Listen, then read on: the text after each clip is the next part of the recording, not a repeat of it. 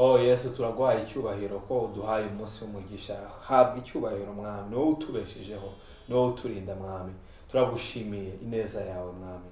Mwami, nyemerera nzi imbere y'amaso yawe nkwinginge, ingingi ya bene data mwami bacikirije amashuri mwami, abene data mwami bifuza kwiga ariko mwami bakabona inzira zirafunze, bakabona nta mafaranga bazabona, bakabona nta gihe bazabona, bakabona mwami uburyo bwose bakeneye mwami bwarafunze mwami. Ndabingingiye mwami, kwiga ni ngombwa, kwiga ni byiza n'ubumenyi mwami, ariko mwami hari igihe Satani afunga imiryango, biravuga ngo iyo ufunguye ntawe ufunga mwami. Ningiye bene data bacikirije, bene data bifuza kwiga, bene data bifuza kwaguka mwami, wenda banageze ku rwego rumwe bakeneye kugera ku rundi mwami. Fungura imiryango, fungura amaburuse, bahuze n'abaterankunga mwami, hagira igikoreka bige mwami, kandi ubwenge mwami uzabaha bazabugukoreshereze. Urakoze ni mu izina rya Yesu Kristo, urakoze ko ari wowe mwami ubikora, icyubahiro kibi cyane mu izina rya Yesu, amen.